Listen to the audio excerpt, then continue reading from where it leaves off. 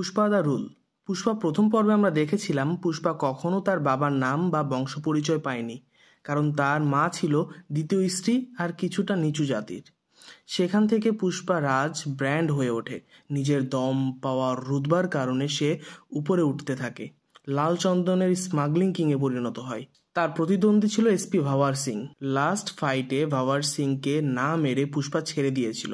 ভাওয়ার সিংয়ের জামা কাপড় খুলে তাকে জীবনদান দেওয়া ছিল শেষ সিন। এখন আমরা জানবো নেক্সটে কি হতে চলেছে। চলুন গল্পে চলে যাই। জাপানের একটা সমুদ্র বন্দরে কন্টেনার পড়ে যায়, আর ভিতর থেকে বেরিয়ে আসে লাল চন্দন আর একটা বডি। ওখানে থাকা কন্টেনারগুলোর মালিক বলে, কে এটা? এরপর বডিটা তারা দড়ি দিয়ে ঝুলিয়ে দেয়। এরপরেই সেই দড়িটা কেটে নিচে নেমে আসে পুষ্পা রাজ। সবাইকে মারতে থাকে সে। জাপানিজ ভাষায় সবাইকে বলে, আমার একটা পয়সাও আমি মাটিতে পড়তে দেই না। ঠিক তখনই একজন গুলি করে পুষ্পাকে, আর সে পড়ে যায় জলে। তখনই তার মনে পড়ে যায় ছোটবেলার কথা। সে সাঁতার না জানার পরেও জলে নেমেছিল বল আনার জন্য, কারণ সবাই তাকে বলেছিল, তুই যদি এটা করতে পারিস আমরা মেনে নেব তোর বাপ মুল্লেটি ভেঙ্কটেরামান। পুষ্পা সম্মানের জন্য পানিতে নেমেছিল সাঁতার না জানার পরেও। এমন সময় পুষ্পার ঘুম ভেঙে যায়। সে স্বপ্ন দেখছিল, যেটা ভবিষ্যতে গিয়ে সত্যি হতে চলেছে। এটা শ্রীনু, তার বিয়ে। সবাই তাকে বলে, তোর কাজে না গেলেও তো হবে। কিন্তু শ্রীনু বলে, না, বিয়ের আগে পুষ্পা ভাওর কাজ। এরপর সবাই মিলে তারা গাড়িতে উঠে আর কাজের জন্য রওনা হয়। তাদের মাঝে বসে আছে ভাওয়ার সিং। সবাই বলে, আরে তোমার চেহারা এরকম হয়েছে কেন? কাজে যেতে ভয় পাচ্ছ নাকি? আরে কোনো ভয় নেই, পুষ্পা ভাউ সেই এসপিকে মেরে জামা কাপড় খুলে নিয়েছিল, কোনো চিন্তা নেই আর। এরপর সবাই কাজে যায়। বড় বড় লাল চন্দন গাছ কাটতে শুরু করে। কেটে কেটে ট্রাকে লোড করা হচ্ছে। আর তখনই ভাওয়ার সিং বন্দুক ফায়ার করে, মাথার চুল দাড়ি খুলে ফেলে। সবার চোখ তো বড় বড় হয়ে যায়। সবাই এদিক ওদিক ছোটাছুটি করতে থাকে, কিন্তু অনেক পুলিশ মিলে পুরো জঙ্গল ঘেরাও করে নেয় আর সবাইকে ধরে নিয়ে যায় জেলে। এদিকে শ্রীভাল্লি আসে পূজা দিতে। একটা হীরার মুকুট নিয়ে আসে। সেখানে পূজারি বলে, মা তোমার স্বামীর নাম বলো, বংশ পরিচয় বলো, তার নামে পূজা দিয়ে দিচ্ছি। ওপাশ থেকে মোহন হাসে আর বলে, ও কি বলবে যে অনাথ, তার আবার বংশ পরিচয় কিসের? মোহন পুষ্পার জন্মদাতা পিতার প্রথম সন্তান, মুল্লাটি মোহন। শ্রীভাল্লি বলে, পুরোহিতজি আপনি ভগবানের নামে পুজো দিন, কারো নাম না, সবার মঙ্গল কামনা করেই পূজাটা দিন। সন্ধ্যায় বিয়ে শ্রীনুর। মেয়ের বাবা এসে বলে, তোকে বলেছিলাম এসব ছেলের সাথে বিয়ে করিস না, দেখ এখন জেলে পড়ে আছে। মেয়েটা বলে, বিয়ের লগ্ন তো এখনো আছে, তুমি এত চিন্তা করছো কেন? আমি অপেক্ষা করব। তখন লোকটা বলে, আরে সামান্য মজদুরের জন্য পুষ্পা কি যাবে নাকি থানায়? তখন আমরা দেখি পুরো 3-4টা গাড়ি নিয়ে স্যুট বুট চেন ঘড়ি পরে পুষ্পা থানায় হাজির। পুষ্পা বলে শ্রীনুকে ছেড়ে দিতে আর শ্রীনু নামের অন্য একজনকে লকআপে রাখতে। আজ তার বিয়ে। বিয়ের মতো শুভ কাজে দেরি করতে নেই। কিন্তু থানার পুলিশ বলে, পুষ্পা, ভাওয়ার সিং পাল্টে গেছে, রুলস চেঞ্জ হয়ে গেছে, এখন সব নিয়ম মতো হবে। পুষ্পা হাসে আর বলে, তোমার মেয়ের বিয়েতে না 5 লাখ যৌতুক দিয়েছিলে? কোন রুলসে দিয়েছিলে? আরও একজনকে বলে, তুমি জায়গা জমি বাইক কিনেছো, ছেলে শহরে পড়ছে বড় কলেজে, লাখ লাখ টাকার ব্যাপার, কোন রুলে সেই টাকাগুলো দিচ্ছ? এসব শুনে সবাই চুপ হয়ে যায়। একজন পুলিশ তখন গিয়ে লকআপ খুলে দেয় আর শ্রীনুকে বের করে দেয়। তার বদলে অন্য একজনকে ভিতরে ঢুকিয়ে দেয়। কিন্তু হঠাৎ পুষ্পার চোখ পড়ে শ্রীনুর শরীরে। আঘাতের চিহ্ন, সবার শরীরেই আঘাতের চিহ্ন। ভাওয়ার সিং মারাত্মকভাবে মেরেছে সবাইকে আর পুষ্পার নাম বলানোর চেষ্টা করেছে, স্বীকারোক্তি নেওয়ার চেষ্টা করেছে, কিন্তু কেউ মুখ খুলেনি। পুষ্পার মাথা যায় পুরো আগুন হয়ে। দরবার বসায় পুষ্পা, কার কতদিন চাকরি আছে, কত বেতন লাগবে, কত ঘুষ খাবে, সব হিসাব করে প্রত্যেককে একবারে টাকা দিয়ে দেয় পুষ্পা। থানা পুলিশ পুরোটা কিনে নেয় সে, আর পুরো থানা সব ছেলেদের নিয়ে সে চলে যায়। ভাওয়ার সিং এসে দেখে পুরো থানা খালি, সবার রেজিগনেশন লেটার। একজন বলে, স্যার সবাইকে পুষ্পা ভাউ কিনে নিয়েছে, ভালো থাকবেন। ভাওয়ার সিং মাথায় হাত দিয়ে বসে থাকে। এদিকে পুষ্পা শ্রীনুর বিয়ে করায় আশীর্বাদ দেয়। ভালোভাবে বিয়ে সম্পন্ন হয়। যে পুষ্পার জন্য কাজ করে সে পুষ্পার পরিবার। পরদিন পুষ্পা যাবে সিএম এর সাথে দেখা করতে। রেডি হয়ে পুষ্পা যায় শ্রীভাল্লির সাথে দেখা করতে। পেছন থেকে জড়িয়ে ধরে গলায় কিস করে পুষ্পা। শ্রীভাল্লি বলে, জানো এমন করো না, সকাল সকাল ফিলিং চলে আসলে কিন্তু তোমার কাজে যাওয়া হবে না। পুষ্পা কথা শোনে না, আবারও কিস করে। শ্রীবাল্লি বলে, যাও সিএম এর সাথে দেখা করে আসো আর একটা পিক নিও, আমি ফ্রেম করে রেখে দেব আর সবাইকে বলবো আমার হাজব্যান্ড সিএম এর ঘনিষ্ঠ। কিন্তু পুষ্পা শ্রীবাল্লিকে জ্বালাতেই থাকে। এবার শ্রীবাল্লি হাত ধরে পুষ্পাকে আর উপরে নিয়ে যায়। পুষ্পা বলে, আরে বউ, দুষ্টুমি করছিলাম, ছাড়ো, দেরি হয়ে যাবে, তোমার ছবি তো নেওয়া লাগবে তাই না? শ্রী বলে, এখন যা লাগবে সেটা নিব, তারপরেই যেতে পারবা। এরপর বউর আবদার মিটিয়ে পুষ্পা নিচে আসে আর বলে, কেশব, দেরি হয়ে গেল নাকি? কেশব বলে, না বস, আপনি একদম টাইমে আছেন। এরপর সিন্দাপ্পাকে নিয়ে পুষ্পা যায় সিএম অফিসে। সিএম সবার সাথে কথা বলছে, দেখা করছে। এরপর সিন্দাপ্পাকে বলে, আরে কি খবর, সব ঠিকঠাক আছে তো? সিন্দাপ্পা পুষ্পাকে পরিচয় করিয়ে দেয়। সিএম বলে, হ্যাঁ শুনেছি পুষ্পার নাম, তোমার সিন্ডিকেটের টাকায় আমার পার্টির অনেক উপকার হয়েছে, এভাবেই আমাদের সাথে থেকো। তখন পুষ্পা সিএম এর পাশে যায় আর একজন একটা ছবি ক্লিক করে। তখন সিএম সরে গিয়ে বলে, আরে 2 দিনের এই ছেলে এভাবে তার সাথে ছবি তুলতে থাকলে আমার ইমেজের কি হবে?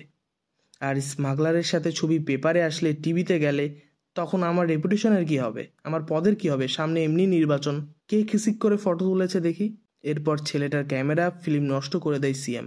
পুষ্পা আস্তে বেরিয়ে আসে, বাইরে এসে বসে, সব শান্ত। সিন্দাপা বাইরে আসে আর বলে, আরে পুষ্পা, বড় মানুষ, বেশি বেশি বলে ফেলেছে, কিছু মনে করো না। তখন পুষ্পা বলে, স্যারজি, আপনি কি আমার সাথে ছবি তুলতেন? সিঙ্গাপা বলে, হ্যাঁ, কেন উঠাবো না, পুষ্পা আমার জিগরি দোস্ত, আমি তো ছবি তুলতেই পারি। তখন পুষ্পা বলে, এমপি পদ ছাড়েন স্যারজি, সিএম হয়ে যান। সিন্দাপা বলে, আরে পাগল হয়েছো নাকি, টাকা পয়সার ব্যাপার আছে, সব মিলিয়ে 100 কোটির উপরে লাগবে।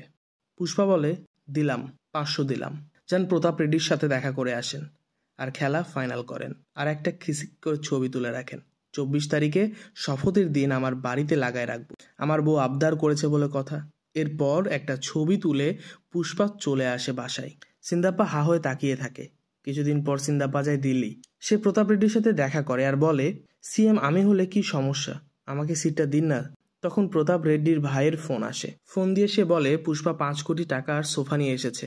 ফোনটা পুষ্পা নিয়ে বলে, স্যারজি, যেভাবেই হোক সিন্দাপ্পাকে সিএম বানাতে হবে, আর আপনাকে একটা সোফা পাঠিয়েছি, আশা করি পছন্দ হবে আপনার, এমন আরও অনেক সোফা রেডি করছি, আপনি কাজ করুন। এরপর প্রতাপ রেড্ডি দেখে তার সোফায় টাকার বান্ডিল। প্রতিজ্ঞা তো হয়ে গেল, এখন টাকার জোগাড় করতে হবে। পুষ্পা আসে শ্রীলঙ্কাতে। এবার সে লাল চন্দন দেশে না বিদেশে সাপ্লাই করবে। বড় পার্টির সাথে মিটিংয়ের জন্য আসে পুষ্পা। লোকটা আসে হেলিকপ্টারে। এসে সে দেখে 2জন ট্রাকে এসেছে। তখন সে তার অ্যাসিস্ট্যান্টকে বলে, আরে ভাই, এসব ছোটোখাটো পার্টি ক্যান নিয়ে আসো, সময়টা নষ্ট করো আমার। এরপর পুষ্পা এসে বসে। এরপর লোকটা বলে, 10-20 টন লাগবে না, 1000 টন মাল লাগবে। আর ইন্ডিয়া থেকে আমি এরকম 10-20-100 টন ঘরে বসেই কিনতে পারি। তখন পুষ্পা বলে, 100 টন লাগবে না, তুমি 10 টন কিনে দেখাও। তখন লোকটা ফোন দেয় মুরগানকে। মুরগান ফোন দেয় পুষ্পাকে। সে আরও একজনকে ফোন দেয়, সেও ফোন দেয় পুষ্পাকে। আর এক বাঙালিকে বলে, আপনার কাছে 10 টন মাল হবে কিনা। সে বলে, আপনার মাল যদি আর্জেন্ট লাগে তাহলে একটা ফোন নাম্বার দিচ্ছি, ফোন দিয়ে কথা বলুন। আর সেই নাম্বারটা হচ্ছে পুষ্পার। এতক্ষণে সে বুঝে গেছে তার সামনে কে বসে আছে। এখন পুরো ইন্ডিয়ার লাল চন্দন সিন্ডিকেট লিডার পুষ্পারাজ। একটা গাছও তার কথা ছাড়া বাইরে বের হয় না। এরপর সে ডিল করে 2000 টন লাল চন্দন, প্রতি টন 2.5 কোটি টাকা, 5000 কোটি টাকার ডিল। লোকটা রাজি হয়। পুষ্পা বলে, 100 কোটি মাইনাস করে টাকা ডেলিভারি দিয়ে দেবেন, অনলি ক্যাশ। তখন লোকটা বলে, 100 কোটি কম কেন? পুষ্পা উঠে হেলিকপ্টারে আর চলে আসে ইন্ডিয়াতে। লোকটা যে ট্রাক দেখে পুষ্পাকে ছোট পার্টি ভাবছিল, সে ট্রাকে করেই তাকে ফিরে যেতে হয়। আর এরপর ইন্ডিয়া ফিরে পুষ্পা সব সিন্ডিকেট মেম্বারকে বাসায় ডাকে। কাউকে 100, কাউকে 150, কাউকে 200 টন রেডি করতে বলে। শ্রমিকদের পারিশ্রমিক বাড়িয়ে দেওয়া, ট্রাক ম্যানেজ করে রাখার কথা পুষ্পা বলতে থাকে। ঠিক তখনই শ্রীবল্লী আসে আর পুষ্পাকে বলে, আচ্ছা দেখো তো, আমি মাংস রান্না করছি, সব ঠিকঠাক আছে কিনা। পুষ্পা মুখে নিয়ে বলে, আরে শ্রী, লবণ এত বেশি কেন? শ্রীবল্লী রান্নাঘরে চলে যায় আর থালা বাসনের জোরে জোরে শব্দ হতে থাকে। কেশব বলে, ভাই, ভাবি তো সব মাংস ফেলে দিতে যাচ্ছে। তখন পুষ্পা সবাইকে বসতে বলে আর রান্নাঘরে যায়। আর রান্নাঘরে গিয়ে শ্রীবল্লীকে জড়িয়ে ধরতে যায়। আরে আমারই মুখের টেস্ট ছিল না, এই জন্য হয়তো এমন হয়েছে, তোমার রান্না একদম পারফেক্ট আছে, কোনো সমস্যা নেই। তখন শ্রীবল্লী বলে, না, আমার কিছু তোমার ভালো লাগে না, এত কষ্ট করে তোমার জন্য রান্না করছি, কিন্তু তুমি সবার সামনে আমাকেই অপমান করে দিলা, এরপর সে আবার নতুন করে রান্না করতে যাবে, কিন্তু শিল্পাটা নামানোর সময় হঠাৎ তার পায়ে লাগে, সে ব্যথা পায়। পুষ্পা শ্রীবাল্লিকে বসিয়ে পায়ে হলুদ লাগিয়ে দেয় আর বলে, বউ, আরে আমি তো বাইরে সবার সামনে একটু ভাব নিচ্ছিলাম, তোমাকে একটু এমনি এমনি বকা দিচ্ছিলাম, নাহলে সবাই কি ভাববে আমাকে বলো, আমার কথা কি তারা মানবে? তখন পুষ্পা শ্রীবাল্লির পায়ে কিস করে, আদর করে দেয়। এরপর সে মিটিংয়ে যেতে চাইলে শ্রীবাল্লি বলে, না না, এখন তো যেতে দেব না, ফিলিংস আসছে, তুমিও আসো। পুষ্পা বলে, বউ যাই, সবাই কি বলবে, কি ভাববে? শ্রীবাল্লি কিছু শোনে না। এরপর দুজনে ফিলিংসে ডুবে যায়। এরপর পুরো রান্নাঘরের অবস্থা একদম তছনছ। এদিকে বিভিন্ন জায়গা থেকে লাল চন্দন আসতে শুরু করে, কিন্তু হঠাৎ একদিন ভাওয়ার সিং রাস্তায় একজন সিন্ডিকেট মেম্বারকে আটকায়। সে নেমে যখনই বলে এটা পুষ্পার মাল, তখনই ভাওয়ার সিং 30 কোটি টাকা লাল চন্দনের 3টা গাড়িই জ্বালিয়ে দেয়। এরপর সে বলে, এটা আপনি ভালো করলেন না, আপনাকে পুষ্পা ভাও ছাড়বে না। কথাটা শুনে ভাওয়ার সিং এর মাথা তো আরো গরম হয়ে যায়।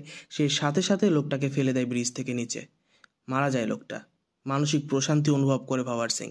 এদিকে সবাই শ্মশানে উপস্থিত হয়, এমপিও আসে।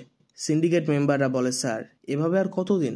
পুষ্পার সাথে ভাওয়ার সিং এর এই ঝামেলা না মিটলে এই শ্মশানে কিন্তু আসা যাওয়া প্রতিদিনের কাজ হয়ে যাবে। সিন্দাপ্পা আসে ভাওয়ার সিং এর সাথে দেখা করতে। সিন্দাপ্পা বলে, আমাদের এই ধান্দায় টিকে থাকতে হলে পুষ্পাকেও লাগবে, সাথে তোমাকেও লাগবে, তাই এই সব কিছু ভুলে যাও। ভাওয়ার সিং বলে, স্যার আপনি আপনার জামা কাপড় খুলে ফেলুন তো। তখন সিন্দাপ্পা বলে, আরে এটা কেমন কথা?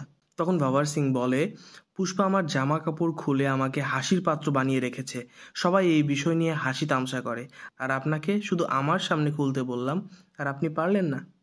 তখন সিন্দাপ্পা জামা প্যান্ট খুলে দেয় আর বলে, আরে ভাই, রাজনীতি করতে এসেছি, টাকা কামাতে এসেছি, ইজ্জত অনেক আগেই চলে গেছে, তাও তোমার মনের শান্তির জন্য পুষ্পাকে বলবো ও যেন তোমাকে সরি বলে। পাওয়ার সিং তো খুশিতে লাল হয়ে যায়। সে সবাইকে ডাকে আর পার্টির আয়োজন করতে বলে, আর বলে, স্যার যদি পুষ্পা সরি বলে সবার সামনে, তাহলে আমি আপনার দলে। সব আয়োজন চলতে থাকে, সবাই জানে আজ পুষ্পা সরি বলবে। সিন্দাপ্পা, পাওয়ার সিং সবাই আসে পার্টিতে। এদিকে বাসায় বসে ড্রিঙ্কস করছে পুষ্পা। শ্রীবাল্লি বলে, দেখো সিন্দাপ্পা তো আমাদের ভালোই চায়, আর সিন্ডিকেটে রাজত্ব করতে হলে যদি এটা করতে হয় তাহলে করা উচিত, দেখো তুমি যা ভালো বোঝো সেটাই করো। এরপর শ্রীবল্লী, পুষ্পা, কেশব সবাই পার্টিতে আসে। সব গান বাজনা অফ। টেবিলে বসে আছে পুষ্পা আর ভাওয়ার সিং। সিন্দাপ্পা বলে, আরে বলে দাও না, 2 অক্ষরের শব্দ বলতে কি সমস্যা? পুষ্পা বলে, শেখাওয়াত স্যার, সরি। শেখাওয়াত একটা টেপ রেকর্ডে রেকর্ড করে নেয় সেটা, আর সেটা বারবার শুনতে থাকে, বাজাতে থাকে। পুষ্পা সেখান থেকে গাড়ি নিয়ে বাড়ির দিকে আসতে থাকে। রাস্তায় পুষ্পা ভাবে আর কেশবকে বলে, আচ্ছা কেশব, তোর কি বিশ্বাস ছিল যে আমি সরি বলবো? কেশব চুপ, শ্রীবাল্লিও চুপ। এরপর পুষ্পা বলে, পুরো পার্টিতে লোকজন সবাই জানতো আমি সরি বলবো না, কারণ পুষ্পা যুক্তা নেই, তাহলে এখন আমারে কেউ সম্মান দেবে না, এখন উপায়? এই বলে পুষ্পার সাথে সাথে গাড়িটা ব্রেক লাগায়, ইউটার্ন নিয়ে সোজা পার্টির দিকে যায়। এদিকে ভাওয়ার সিং সরি শুনতে শুনতে গাড়িতে উঠছিল, আর তখনই পুষ্পা সোজা এসে গাড়িতে মেরে দেয় আর গাড়িটা গিয়ে পড়ে পুলে, আর ভাওয়ার সিং যায় জলের মধ্যে। ভাওয়ার সিং জল থেকে উঠতেই সে দেখে পুষ্পা পুলে মূত্র বিসর্জন করছে, আর পুরো পার্টির লোকেরা হাসাহাসি করছে। এবার দুজনেই বন্দুক বের করে নেয়, কিন্তু সবাই তাদের আটকায়। পুষ্পা এবার বলে, সরি সুনকে ফ্লাওয়ার সামজে গেয়া, লিখে নে 11 তারিখ সকাল 4টায় 2000 টন মাল চেন্নাই পৌঁছাবে, পারলে তুই ঠেকাই দেখাস। তুই যদি একটা লাল চন্দন আটকাতে পারিস তাহলে সিন্ডিকেট ছেড়ে দিব, সারা জীবন মজদুরি করে খাবো, রেকর্ড করে রাখ। এই বলে চলে যায় পুষ্পা। 11 তারিখ ভাওয়ার সিং পুরো এলাকায়, পুরো শহরে সব ছোট বড় রাস্তায় পাহারা বসিয়ে দেয়, কোনোভাবেই একটা গাড়িও পার হতে দেবে না সে। কিন্তু পুষ্পা ভাও আগে থেকেই সব সেট আপ দিয়ে রেখেছিল। ছোট চিকন নদী আছে একটা, সেটাই একটা ড্যাম আছে, সেই ড্যাম থেকে পানি আসা কমিয়ে সেই পথে ট্রাক নিয়ে রওনা হয়ে যায় সবাই, কয়েকশো ট্রাক ফুল লোড করা। হঠাৎ ভাওয়ার সিং এর মনে পড়ে সে ব্রিজে বসে আছে, কিন্তু তখন সে নিচে তাকিয়ে দেখে ব্রিজের জল একদম নেই। তখন সে বুঝে যায় এই নদীর রাস্তা দিয়েই তারা বেরোবে এখান থেকে। তখন ভাওয়ার সিং সবাইকে পাঠিয়ে দেয় বিভিন্ন রাস্তা দিয়ে, কিন্তু বিভিন্ন রাস্তায় আগে থেকেই হাতি গাছের গুড়ি দিয়ে আটকে দেওয়া হয়েছিল। সবাই বিভিন্ন রাস্তায় আটকে যায়। শেষ পর্যন্ত ভাওয়ার সিং একটা পাহাড়ে এসে পৌঁছায়। সে দেখতে থাকে গাড়িগুলো শুকনো রাস্তায় উঠছে। হঠাৎ সে দেখে অনেকগুলো গরুর গাড়ি আসছে। তখন সে গরুর গাড়িগুলো দিয়ে রাস্তা ব্লক করে ফেলে আর বন্দুক নিয়ে দাঁড়িয়ে যায়। ট্রাক তার সামনে আসছে এবং ট্রাকের দিকে লক্ষ্য করে সে বন্দুক চালাতে থাকে। পুষ্পা ফোনে বলে, তোরা সব গাড়ি থেকে লাফ দিয়ে নেমে পড়, জিনিস যা হয় হোক, তোরা সেফ থাক। এরপর সবাই একে একে লাফ দিয়ে নেমে পড়ে আর ভাওয়ার সিং প্রত্যেকটা গাড়িকে গুলি করে উল্টিয়ে দেয় আর সব লাল চন্দন জড়ো করে নেয়। পুরো মিডিয়া জানাজানি হয়ে যায়, ব্রেকিং নিউজ হয়ে যায়। কিন্তু হঠাৎ শ্রীনিবাস এসে বলে, ভাওয়ার সিং, এগুলো লাল চন্দন না, লাল চন্দনের মতো দেখতে কিন্তু অন্য এক প্রজাতির গাছ, যার উপরে লাল দেখতে কিন্তু ভেতরে সাদা। এর কোনো দামই নেই, সাধারণ কাঠের দামে বিক্রি হয়। তখন ভাওয়ার সিং এর মাথা ঘুরে যায়। সে পুরো শহর থেকে তো একটা গাড়িও বাইরে যেতে দেয়নি, তাহলে মাল চেন্নাই পৌঁছালো কিভাবে? তখন ভাওয়ার সিং দেখে কয়েকশো গরু যাচ্ছে তার সামনে দিয়ে। তখন একজন পুলিশ এসে তাকে একটা গরুর গাড়ি দেয় আর বলে এটা পুষ্পার গিফট। তখন ভাওয়ার সিং এর মনে পড়ে আসলে চন্দন কাঠ দিয়ে বানানো হয়েছিল গরুর গাড়ি, আর সেই গাড়ি চেন্নাই পৌঁছে গেছে। ভাওয়ার সিং নিজে সেই গাড়িগুলোকে পথ দেখিয়েছে। পুষ্পা বোম দিয়ে উড়িয়ে দেয় সেই গাড়িটাও, যেটা সে ভাওয়ার সিংকে গিফট দিয়েছিল। পুষ্পা কথা রাখে, কারো হাতে না পড়ে মাল পৌঁছে যায় চেন্নাই। পুষ্পা তার পুরো পরিবার নিয়ে আসে দেবীমার পুজো দিতে। সেখানে কাবেরী বলে, চাচু দেখো না আমাকে কেমন লাগছে। কিন্তু পুষ্পা কথা বলে না। কাবেরী পুষ্পাকে অনেক মানে, শ্রদ্ধা করে, কিন্তু সে মূল্যটি মোহনের মেয়ে। কাবেরী শ্রীবল্লীকে বলে, দেখো না চাচি, চাচু আমাকে একদমই ভালোবাসে না। পূজা দেওয়ার সময় হঠাৎই শ্রীবল্লী মাথা ঘুরে পড়ে যেতে লাগে। সবাই তাকে ধরে বসায়। এক দাদি বলে, খুশির খবর, ছোট পুষ্পা বা শ্রীবল্লী আসতে চলেছে। সবাইকে জানানো হয়। পুষ্পাও শোনে সেই কথা। পুষ্পা পুরো শরীরে দেবীমার সাজ ধারণ করে, চোখ আঁকে, নারী বস্ত্র পরিধান করে, মালা গলায়, ঘুঙরু পায়ে, সম্পূর্ণ দেবী রূপে নিজেকে সাজিয়ে নেয়। ত্রিশূল হাতে উঠিয়ে দেবীর ভয়ানক রূপ নিজের মধ্যে ধারণ করে আর মা কালীর, গঙ্গাম্মা দেবীর আরাধনায় তাকে উৎসর্গ করে তাণ্ডব নৃত্য করতে থাকে। চামুণ্ডার রূপ ধারণ করে, তার শ্রদ্ধা জ্ঞাপন করতে থাকে। তার চোখে মুখে ভীষণ তেজ, জ্বলন্ত কয়লার উপর তাণ্ডব করে পুষ্পা। ব্যক্তি নিজেকে এভাবে উৎসর্গ করে, এতে দেবীর কাছে সে পৌঁছাতে পারে। মনোবাসনা জানানোর জন্য ভক্ত এমন আধ্যাত্মিকভাবে শ্রদ্ধা জ্ঞাপন করে দেবীকে। শ্রীবল্লী পুষ্পাকে থামায় আর বলে, স্বামী তোমার কিসের আক্ষেপ? পুরা শহর তোমার দেবীমার কাছে কি এমন চাওয়া যার জন্য তুমি নিজেকে এমনভাবে উৎসর্গ করছো? পুষ্পা বলে, দেবীমার কাছে একটাই প্রার্থনা, আমার যেন একটা মেয়ে হয়। কারণ মেয়ে হলে সে বিয়ের পর তার স্বামীর বংশমর্যাদা পাবে, কিন্তু যদি ছেলে হয় তার বংশ কুল কিছুই থাকবে না। আমার মতো সে বংশমর্যাদাহীন হবে, শুধু বাপের নামটাই থাকবে। ঠিক এমন সময় যাত্রায় নৃত্য করতে আসা কিছু ছেলে মিলে কাবেরীকে উত্ত্যক্ত করতে থাকে। তারা বলতে থাকে, কিরে তুইও কি আমাদের মতো নাকি, দেখি শাড়িটা সরিয়ে। ঠিক তখনই শাড়ির আঁচল ধরে পুষ্পা কাবেরীকে সরিয়ে দেয় আর একজনের বুকের ওপর পা উঠিয়ে দেয়। এরপর আবারও দেবীমার রুদ্র রূপ তার মধ্যে জেগে ওঠে। সে একে একে সবাইকে মারতে থাকে। কেউ দেবীমার মন্দিরে এসে দেবীর প্রতিরূপকে অসম্মান করবে, এটা পুষ্পা তো মেনে নেবে না। সবাইকে মেরে সে মাটিতে শুইয়ে দেয়। ঠিক তখনই সেখানে আসে মোহন। তখন কাবেরী বলে, দেখো বাবা, তুমি চাচ্চুকে ভালো খারাপ কত কিছু বলো, আজ সে আমার সম্মান বাঁচিয়েছে। মোহন বলে, আমার মান অতটা যায়নি এটা শুনে যে তোকে কেউ কিছু করেছে। তুই ওই মুখে চাচ্চু ডেকে আমাকে সবার সামনে অপমানিত করেছিস। এই শুনে শ্রীবল্লী চুপ থাকে না। সে বলে, কি হয়েছে? ওর বাপের নাম নেই তো? কি হয়েছে? ওর বংশমর্যাদা নেই তো? এই শহর, এই পুরো শহর পুষ্পার নামে চলে। সবাই বলে আমি পুষ্পার ভাই, আমি পুষ্পার ম্যানেজার, আমি পুষ্পার হেল্পার, আমি পুষ্পার ড্রাইভার। এমনকি আপনাকে কি বলে জানেন? পুষ্পার ভাই। যান, আপনার সম্মান, আপনার বংশ, আপনার মর্যাদা নিয়ে আপনি বাসায় যান। এই বলে শ্রীবল্লী পুষ্পাকে নিয়ে বাসায় চলে আসে। যারা ওই অনুষ্ঠানে কাবেরীকে উত্ত্যক্ত করেছিল, মোহন তাদের শাস্তি দেয়। ওদের অর্ধেক মাথার চুল কেটে জুতার মালা পরিয়ে ঘোড়ায় বসিয়ে অপমানিত করা হয়। এদিকে ভাওয়ার সিং আসে চেন্নাইতে। রামেশ্বরম হয়ে লালচন্দন শ্রীলঙ্কা যাবে। বন্দরে এসে সব জায়গায় ভাওয়ার সিং খুঁজতে থাকে। নৌকার ভিতরে নেই, মাছের বক্সে নেই, কোথাও নেই। শেষে ভাওয়ার সিং পানিতে লাফ দেয় আর নিচে দেখে কয়েকশো গরুর গাড়ি নৌকার সাথে দড়ি দিয়ে আটকানো। ঠিক তখনই নৌকাগুলো ছেড়ে দেয়। অনেক স্পিডে তারা শ্রীলঙ্কার সীমানার দিকে এগোতে থাকে। ভাওয়ার সিং একটা বোট নিয়ে পিছু করে, কিন্তু তারা অনেক আগেই শ্রীলঙ্কার সীমানায় ঢুকে পড়েছে। শ্রীলঙ্কা গার্ডরা ভাওয়ার সিংদের আটকিয়ে দেয়। ভাওয়ার সিং হাত থেকে এবারও লাল চন্দন বেরিয়ে যায়। সে কিছু করতে পারে না। ওইদিকে পুষ্পা পুরো মাল ডেলিভারি দিয়ে দেয় একদম সময় মতো। এরপর একটা কন্টেইনারে করে পুরো টাকা পৌঁছে পুষ্পার আস্তানায়। কিছুদিন পর যে লাল চন্দন জব্দ করেছিল ভাবার সিং সেটা নিলামি হবে, কিন্তু নিলামে গেলে সবাই বুঝে যাবে ওইটা নকল চন্দন। শেষে ভাবার সিং ঠিক করে যদি এই পুরো চন্দন জ্বলে যায়, পুড়ে যায়, তাহলে কেউ বুঝবে না যে এটা নকল চন্দন ছিল। এরপর পুরোটাতে আগুন লাগিয়ে দেয় ভাবার সিং, সাথে সেই আগুনে নিজেকেও সে শেষ করে দেয়, কারণ বারবার হেরে যাওয়ার চেয়ে সম্মান নিয়ে মরে যাওয়াটা ভালো।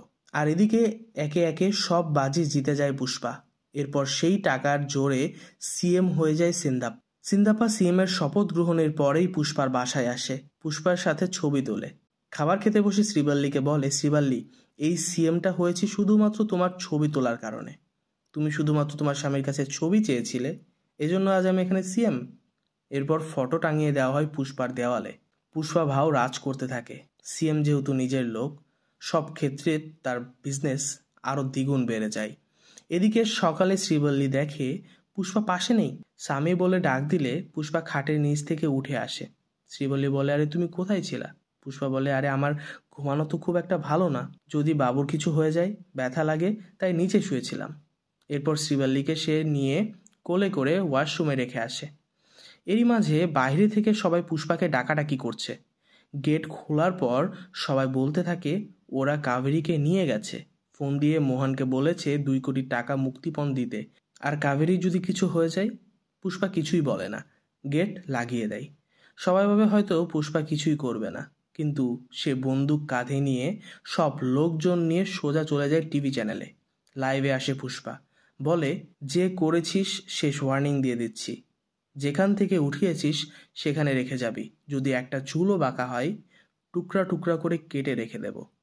পুরো শহরের মাঝে দাঁড়িয়ে পুষ্পা ঘোষণা দেয়, কোনায় কোনায় সবাই যেন খুঁজতে থাকে কাবেরীকে, আর যতক্ষণে না কাবেরী বাড়ি ফিরছে হাইওয়ে, রাস্তা, দোকান সব বন্ধ থাকবে।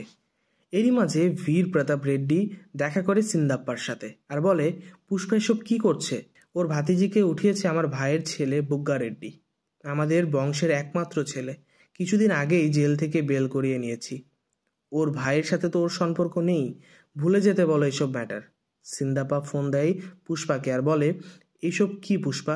প্রতাপ রেড্ডির ভাইয়ের ছেলে বুগ্গা কাবেরীকে উঠিয়েছে, এসব ঝামেলা থেকে দূরে থাকাই ভালো। প্রতাপ রেড্ডির সাথে দুশ্মনী করার মতো সামর্থ্য আমাদের নেই।